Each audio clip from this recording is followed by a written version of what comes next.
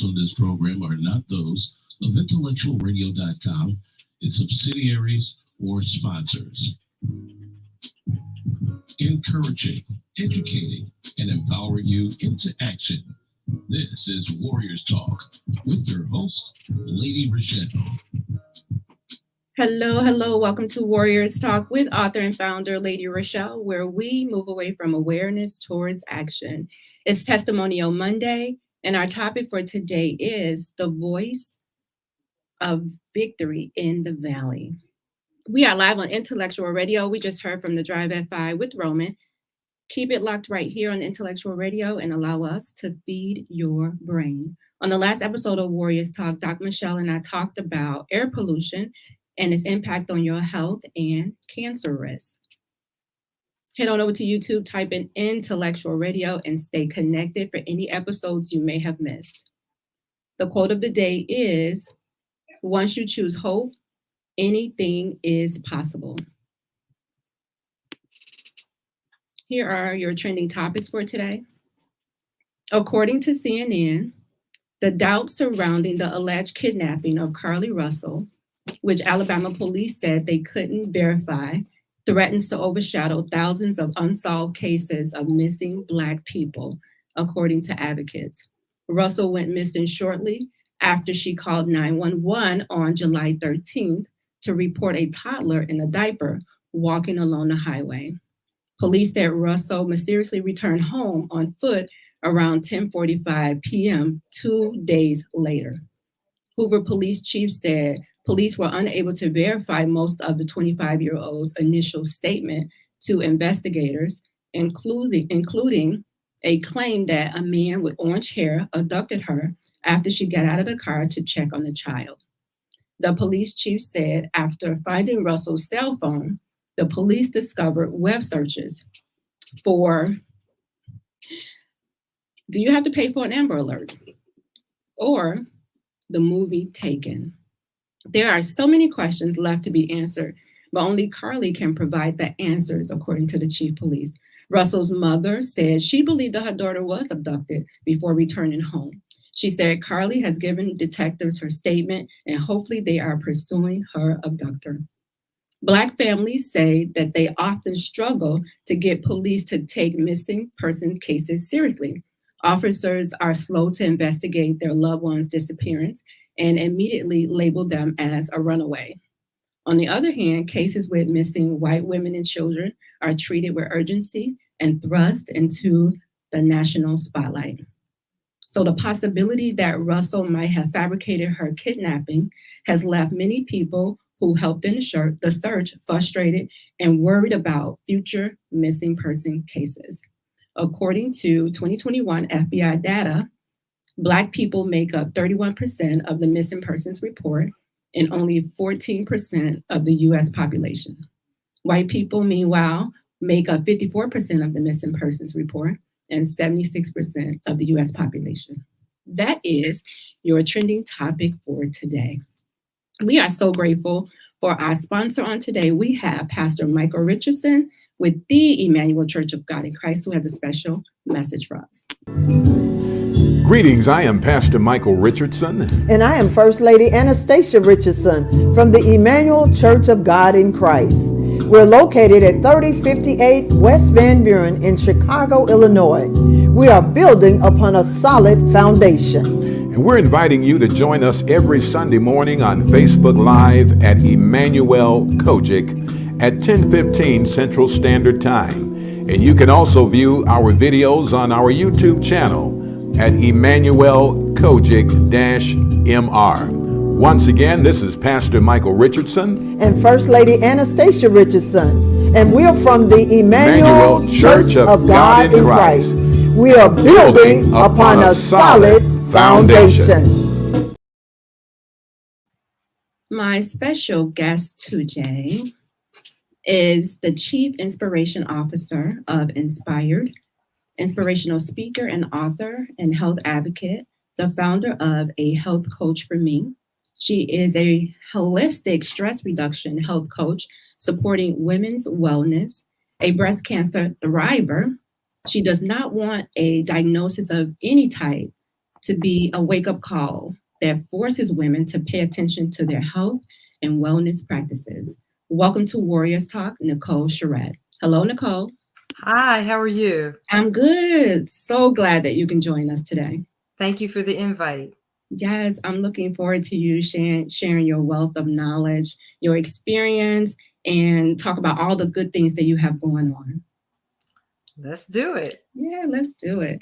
So our topic for today actually came from a book that was written, I should say a diary that was written, titled The Voice of Victory in the Valley. And it's from a breast cancer thriver. And this is actually her journey day to day. I was so amazed when I saw it. I did order the book and it arrived. So I do have it.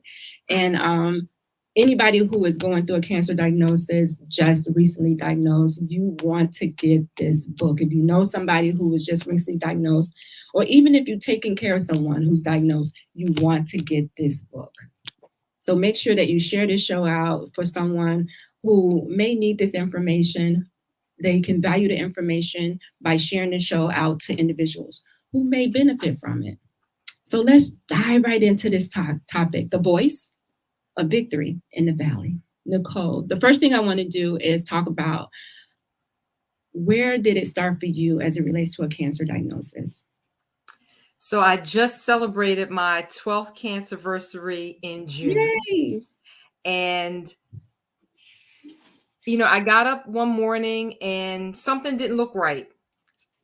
And I just thought it was pajama lines from how I slept the night before. So I went to work. I did everything I needed to do, finished my errands that day, got ready to go to bed, and noticed that the lines were still there. And I said to myself, it doesn't take all day for pajama lines to go away. Something must not be right. I called a friend of mine who's a nurse, and she said, you need to call your OBGYN tomorrow. And I did, and I couldn't get an appointment for another month. I relayed that information to my friend, and she said, call him back and tell him that it's an emergency. And I was able to get an appointment the next week. And my OBGYN didn't like the way the breast looked. The nipple was inverted, which for your listeners and viewers, that means that the nipple was pushed in. And no lump, no symptoms, nothing. And so that's when the journey really got started. I call it my pink sea journey. And the diagnosis was very much a surprise for me, based on how I had been taking care of myself since high school. So I never drank, I never smoked, I exercised regularly, I ate properly. And now I've got this cancer diagnosis. And it wasn't just breast cancer, it was an advanced stage of breast cancer. So I knew from the beginning that there was purpose in the diagnosis. It just took me a little time to figure out what that purpose was. And once I got it and ran with it. Wow. Was this something that ran in your family where you could say, oh, wow, I can see where this possibly could have happened? Because by you being healthy and not doing any of those things that they tell us, don't smoke, don't drink, make sure you're exercising, make sure you're eating right, and you're doing all of these things, and you're like, wait a minute. I'm doing everything that they told me to do. Why do I have this cancer diagnosis? So no, I had no family history of breast cancer. And actually, most women who are diagnosed with breast cancer do not have family history. I will say that I did have a biopsy in my 20s, and it was benign, which means it was non-cancerous. I want to say I was probably 23. And it was just kind of a one and done in my mind. It was actually the same side. I had no idea that, something else could develop. So I don't know if that was how connected they are. But I will say this. In the midst of how well I thought I was taking care of myself, I was not. Let me back up a little bit. So at this point of my diagnosis, I am a divorced mom of 2 children in college. I am serving as caregiver for my mother who has Alzheimer's, and I have a stressful job. So I thought I was managing my stress, but once I had an opportunity to start treatment and really have some of that downtime to think, that's when I realized I thought I was managing my stress, but I was just really busy. And so when I talk to survivors now, they say game knows game. Well, the superwoman that I was, that persona that I adopted, I can hear superwoman in somebody else's voice and in their story. And so I really believe that stress played a huge role in my diagnosis, which is why, I don't want women to wait until they get a diagnosis of any type, whether it's breast cancer, high blood pressure, heart disease. Those type of chronic health conditions should not be the wake-up calls that force women to pay more attention to their health and wellness practices. And stress is literally killing us. It's impacting us personally and professionally. And sometimes we're under stress and people don't recognize it as stress. So I'll talk to women. They'll say, oh, I didn't know how high my blood pressure was until I found myself in the ER. Well, my message is we need to be able to recognize the signs, recognize those trigger points, and learn how to become responsive to stressors and not reactive. I like that. Responsive to stressors and not reactive. On Warriors Talk, our slogan is away from awareness towards action. So once you become aware that something is going on, don't stay there. You begin to take action with what you know. I'm all for being proactive about your health. I believe that stress opened up the floodgates for me in my cancer diagnosis. Like yourself, healthy, eating right, always been within my weight class. And then Lord behold, like, what is this? So I totally believe that stress, someone said on here, stress is definitely a silent killer. It just definitely is a silent killer because sometimes we ignore it.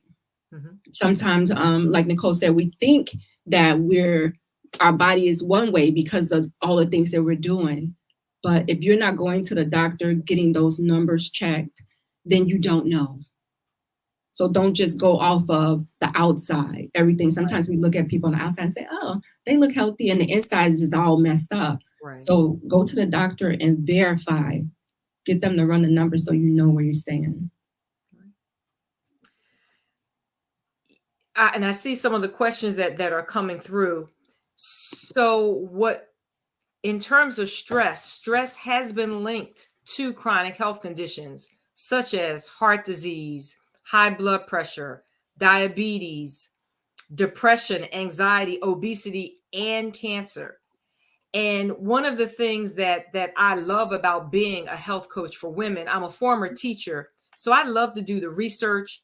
I love helping women make the connections.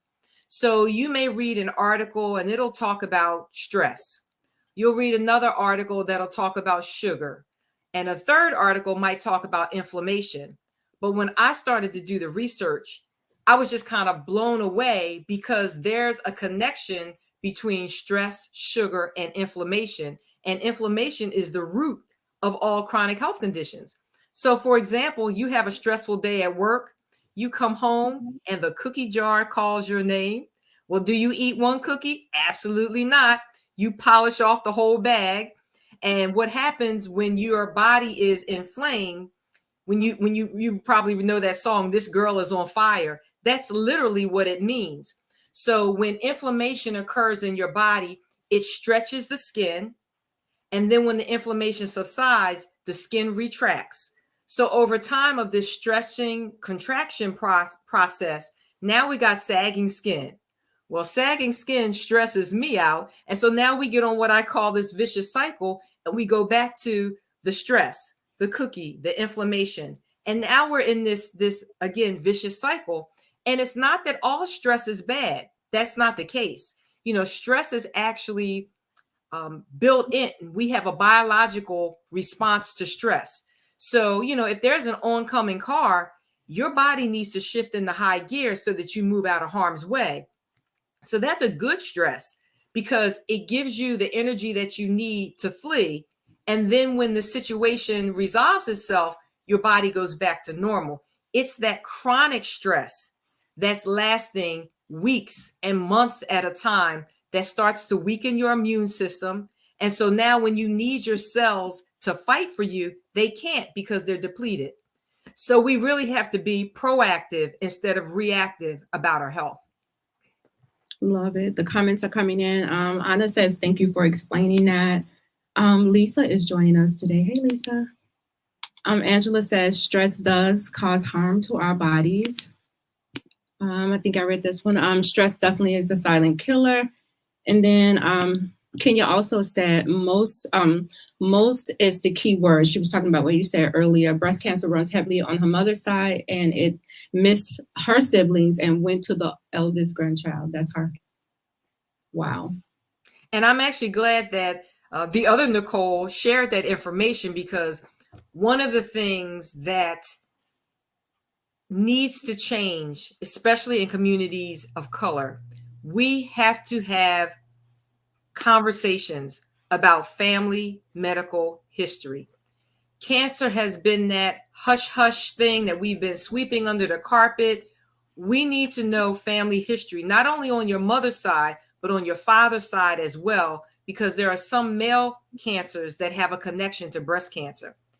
And, I think when we fail to have those conversations, we not only do a disservice to current generations, we do a disservice to future generations. And it's not just cancer. So, for example, if you know that high blood pressure or diabetes, let's say diabetes, kind of runs in the family, then we have an opportunity for our young people to offer them some other choices.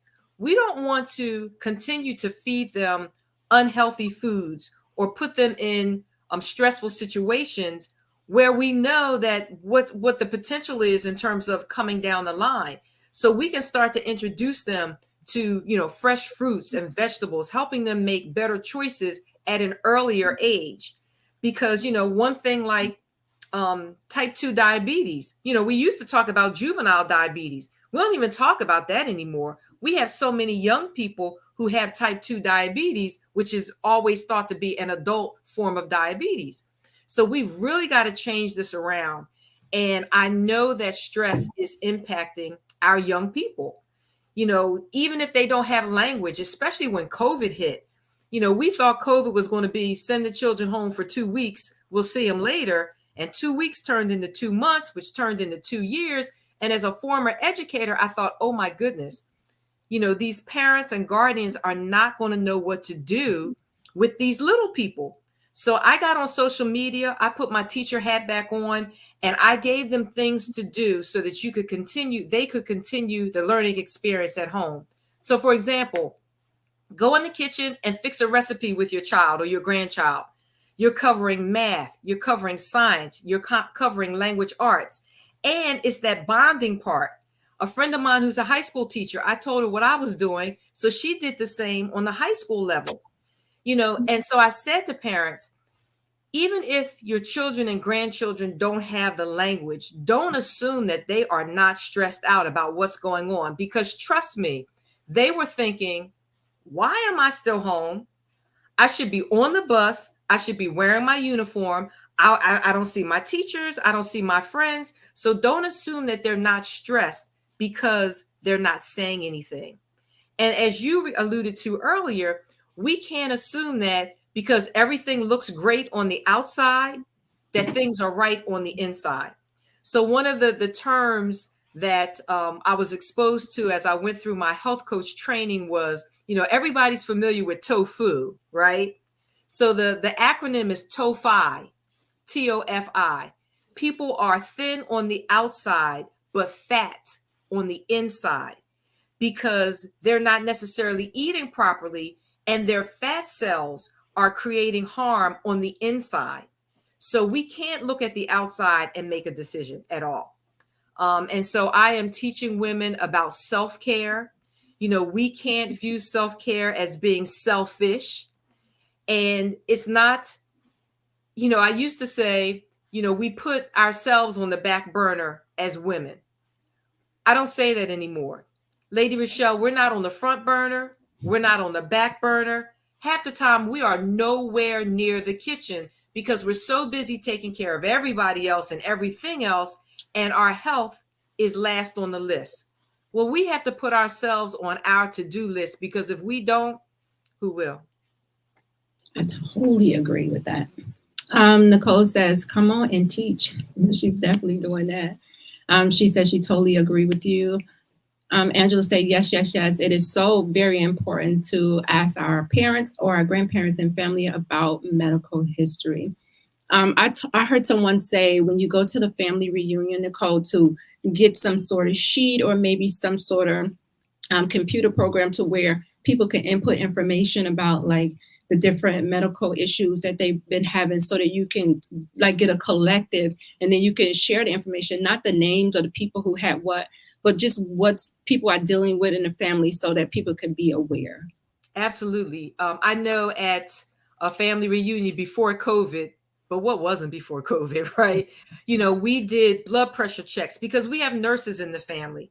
So we did blood pressure checks. We, had it recorded, and things like that. And I think that's a great idea because we start to see similarities, and we don't want to continue to pass things on to other generations when we have an opportunity to turn things around. And as it relates to just women being very, very busy, I had an opportunity to take a yoga class years ago. It was my very first yoga class, and now I'm a regular in yoga. And it just so happens that nobody else showed up for this class. So I had a private session with the teacher. I wish I had a notebook because he was just dropping words of wisdom. But one of the things that he said, and I want to say it's something, it might be from the Dalai Lama. I'm not quite sure where the quote is, but it's about us being human beings. We can get so caught up with the being human doings, just the doing of things, that we forget just to be present with our thoughts, to be present with our family members and things of that nature. Because, time is going by real quickly. I mean, I find it just amazing that this is the last full week of July. I should probably say to you right now, Merry Christmas, Happy New Year, because it's coming very quickly. But we really have to understand that, time really does fly. That's the bad news. The good news is that individually, we are all the pilots. So we have control over what's going on. And when we look at our stressors, the truth of the matter is some of that stress comes from our family members. And so when I talk to women, when I talk to audiences, it's not that I want people to stop loving your family members or your friends. But my suggestion is that perhaps you consider loving them from a distance, because our peace, our joy has to be non-negotiable. And we know those people who push our buttons. So when your phone rings at 10:15 and you know it's that friend or family member who is always starting something, let it go to voicemail. You don't have to pick up the phone and them say something to you and now you can't get a good night's sleep. Because that's what stress is doing. It's impacting us physically, mentally, emotionally, spiritually, financially, occupationally, relationally, all of that. And if one of those areas is out of sync, there's a possibility that they all fall like dominoes. I was exhausted just hearing you list off the different ones. I'm just like, oh my goodness, that's a lot. That is just too much. And we only have so many hours in a day. Right. And none of it should be spent stressing about, especially someone else's problems. And stress, the things that we can't control. The only thing that we can control is how we respond or react. Love it. Lisa said she's talking about information, that she never thought about information like that and the effects that it causes us. Just that little bitty word, and it causes a lot, but we hear it, but I don't think a lot of people really know what information does, how it affects us. Angela said, we can take care of others until we take care of numero uno, take care of yourself. You come first. And Nicole said that already. She said, self-care is not selfish. So put yourself first. Can I tag on something to that? It's nice to get your hair done, to get your nails done, but self-care needs to happen every single day. If it's just a matter of going outside to inhale, to exhale, if it's an opportunity to read a chapter in the book. So when I talk about putting yourself on your to-do list, I don't want your listeners and your viewers to think about it as a chore. It's like, oh my goodness, Nicholle, I already got enough things to do, and now you want me to take care of myself? You need to take care. Self-care needs to be those things that you enjoy, so that increases the likelihood that you will continue to do it. I tell people sometimes you just need to go sit down somewhere and do nothing, because doing nothing is actually doing something. Going to bed, getting a great night's sleep, it really impacts how you wake up the next morning and how you function for the rest of the day. So just find that time. If that means putting a sign on your door that says, do not disturb mom, do not disturb grandma for the next 15 minutes, unless your hair is on fire, then put that sign on the door. And we teach people how to treat us. And so we've got to set healthy boundaries. You know what? Just like you schedule a doctor's appointment from 2 to 3, schedule your self-care from 2:30 to 2:45. I'm going to do something to take care of myself because I'm worth it. Yes, I love it. Kenya said, honey, I have released a lot of family members. And you have to let people go. Lisa says, those people who trigger your inner peace negativity are overwhelming. MM says, yes, self-care should be the first priority. You should put yourself first. I think sometimes people feel guilty, Nicholle, that women, that we put ourselves first, especially with the kids. You may feel guilty, like, oh, I'm going to do this for myself. And then you have these eyes looking at you like, what? Why is you want to do this for yourself? And we're here. But I think Angela said earlier, in order for you to, fill somebody else's cup, yours need to be filled. You have to constantly fill your cup in order for you to pour out to somebody else. And Absolutely. Be selective who you pour out to. Absolutely. And the thing is, when you're stressed out, everybody knows about it. So when you go away for a couple of hours and you come back refreshed and renewed, everybody in the household, everybody at your job, they're all going to benefit from it. So they just need to let you go. Yes. Angela says, yes, you are correct about self-care. Learn to say, I am unavailable at this time. You don't even have to say unavailable. No. A complete sentence in and of itself. And it requires no explanation, because we're saying yes so many times when we either need to say no or we want to say no. And what happens is we really don't show up fully when we say yes to something where we're like, oh my goodness, why did I do that? And when we continue to say yes, when we should be saying no, those opportunities when we want to say yes, where it's a better fit for us, we've actually closed that avenue off because we've said yes to something in which we're not in alignment. So, wow, that was powerful. I was looking in your book, and one of the things that you talk about that I could totally identify with was, you mentioned it earlier, the Superwoman syndrome. Mm-hmm. And one of the headings is to hang up your cape. Yeah.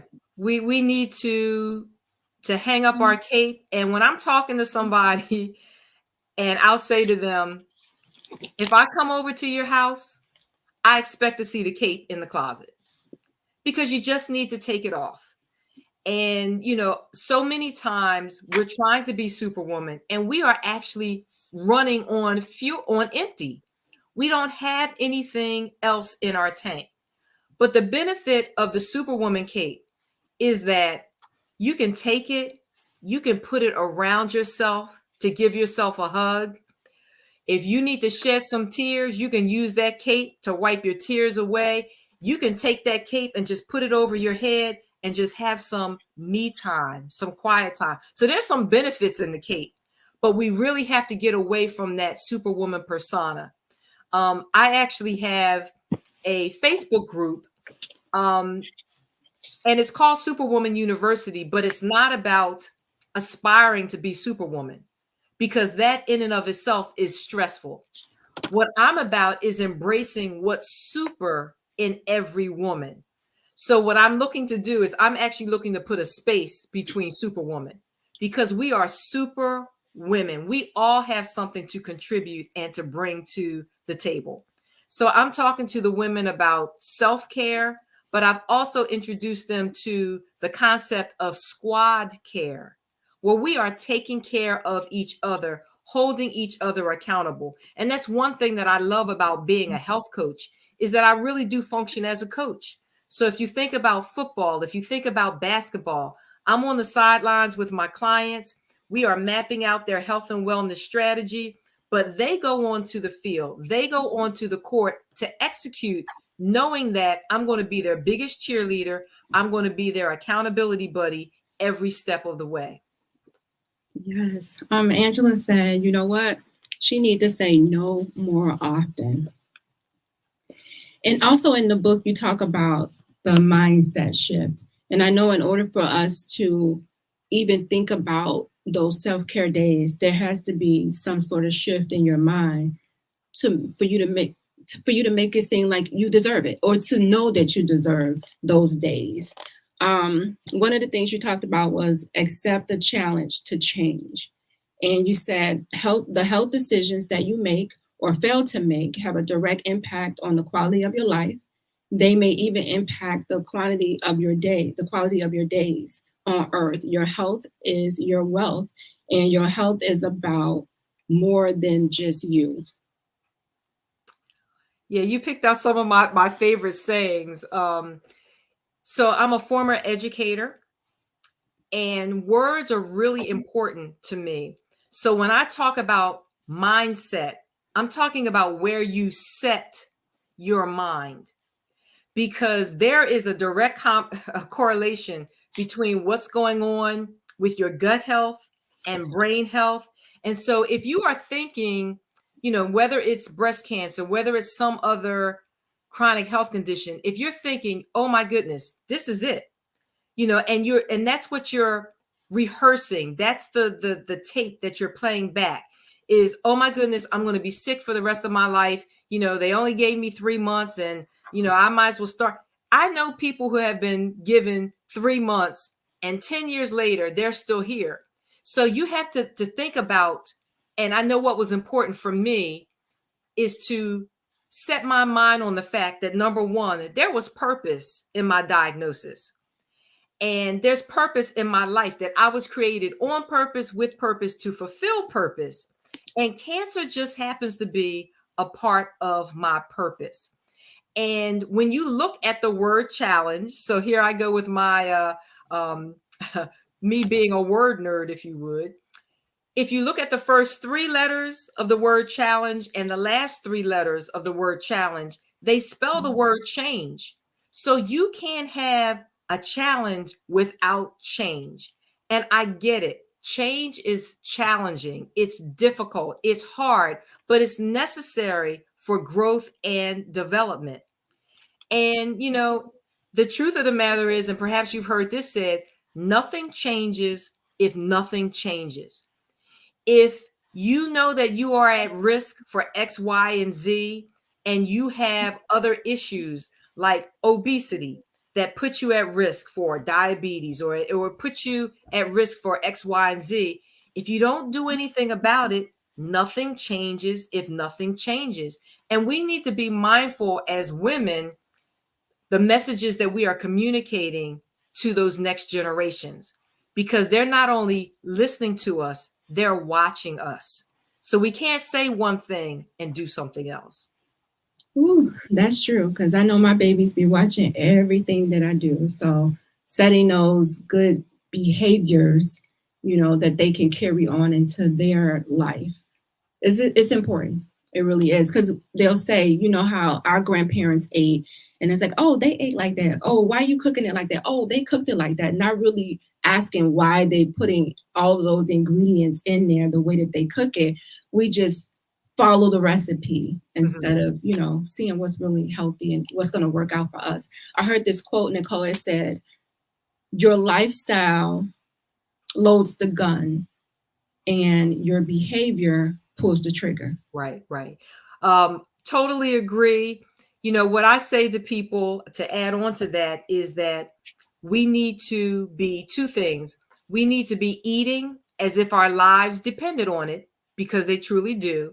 And the other thing is we need to make sure that we are eating to live instead of living to eat.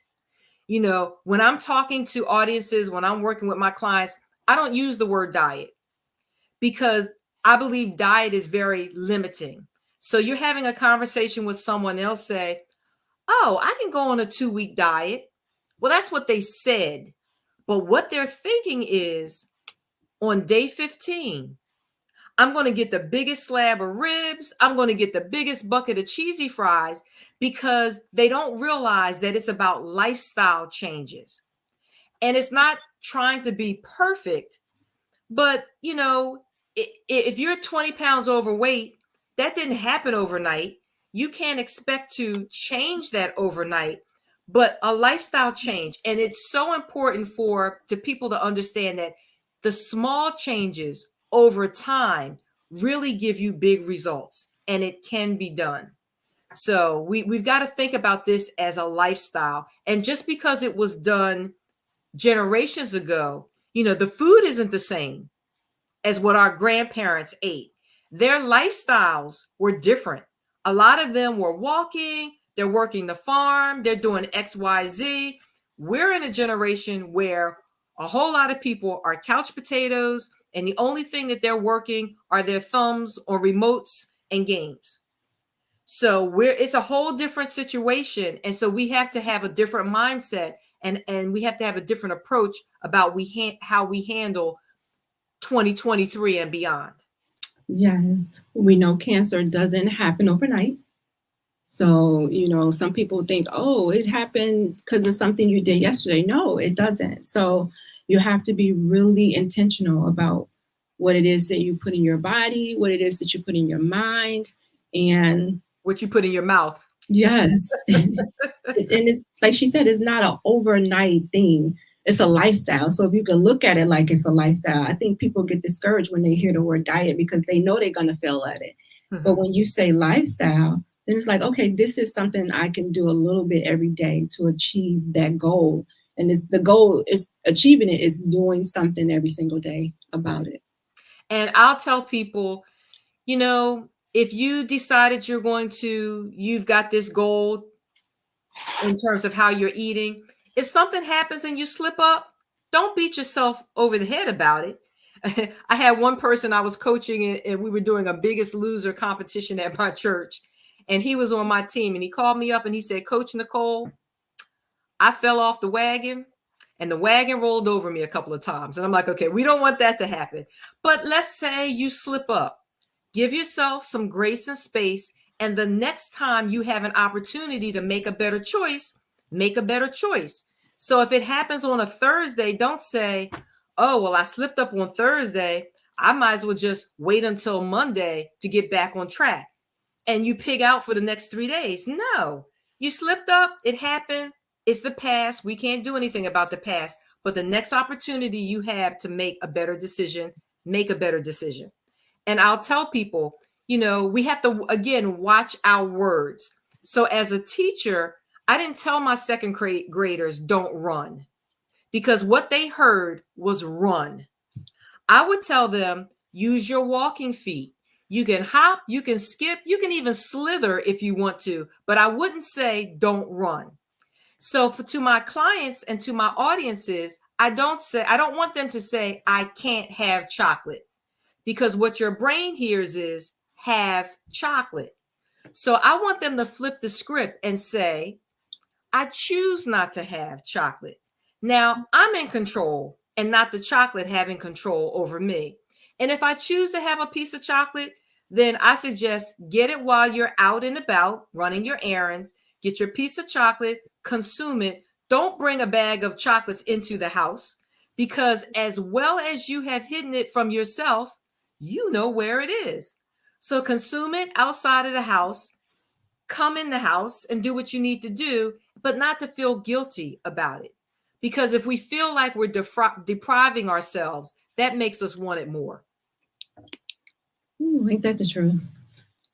Before we go, Nicholle, I want to make sure that everybody knows about the book and where to get the book, The Voice of Victory in the Valley. This is her diary of a breast cancer thriver. And when I say that she documented every single day, she documented everything that she went through.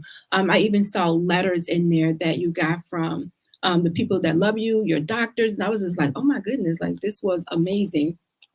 I wish I had a daughter something like this. Well, this is a good book to have.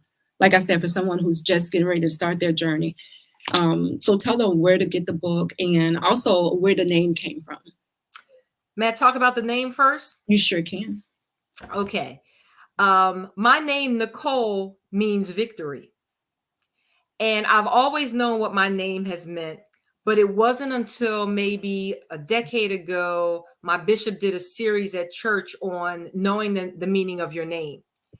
And as soon as he said that, I remembered, oh my goodness, if I'm going to experience victory, that means I'm going to have to go through some battles. I'm like, drats. I just want to have the victory parade. So that's where the victory came in. And the voice, I'm actually a trained classical singer. I have my own CD and I do jazz and gospel and all of that. And so that's where the voice of victory in the valley comes from. And I, again, refer to my breast cancer journey as my pink sea journey. And so what I want the readers, I mean, this is a book for survivors, caregivers, anybody who would like to get an inside scoop on what happens when you get a cancer diagnosis. Because some people think, well, if you got cancer, that's all you have is cancer. It's like, no, you have life and all of its interruptions with which to deal. So this, for anybody who's reading, I want them to be inspired to know that, you know, whether you are having a valley experience, a mountaintop experience, or anywhere in between, you can keep moving. You can continue to fight. And my acronym for fight is faith in God helps you through, because I know that my faith played a huge role in me getting to me being 12 plus years out. For people who are interested in getting the book, you can just go to my website, and my website is ahealthcoachforme.com. And there's a section where you can just send me a note, and I'm happy to reach out to you. If I had known you were going to get the book, I could have autographed it for you, Lady ReShell. Yeah. But I'm happy to share my journey. And in the back of the book, there are tons of resources. If you are a young survivor, numbers where you can call for help. If you are a caregiver. So it's for people, whether you're on this journey or not. So again, just go to ahealthcoachforme.com, and I'm happy to connect with you there. And if they wanted to acquire your services for the health coach, would that be the same place they will go to? Yes, yes. And I do one-on-one coaching, and I also do quarterly detoxes with women. We're actually doing a detox right now, and I'm doing a dual detox this time. It's a 5-day detox, and it's the summer stress detox. So not only am I giving them techniques in terms of getting rid of sugar, dairy, and gluten, I'm also helping them get rid of toxic stress. So I'm really excited about that, and the women who are participating. And it's just 5 days. So you can do a detox for 5 days, and I'd be happy to chat with anyone who'd be interested. I do offer a complimentary self-care calls, 30 minutes. Love to get to know what your health and wellness goals are. So in order for them to stay connected with you, you want them to go to the website, and can you give it again? Sure.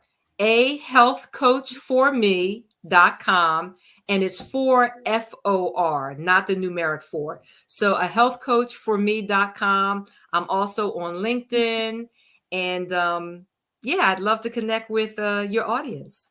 Awesome. So I'm gonna give you about 60 seconds just to give some words of wisdom about the voice of victory in the valley to anyone. Oh my goodness. You know, I really believe that the life experiences that we go through are not for us. They are for the people who are watching us, who are coming behind us. And I wrote this book I became a stress reduction health coach for women because I want to take my trial and leave a trail for someone else. And I'm all about inspiring change one step at a time. Love it. Thank you so much, Nicholle. I appreciate your wealth of wisdom and just your passion to help women. So thank you so much. You guys, please go to her website, connect with her, get the book, share it with someone. Again, Nicholle, thank you so much for blessing the listeners. Thank you. Take care.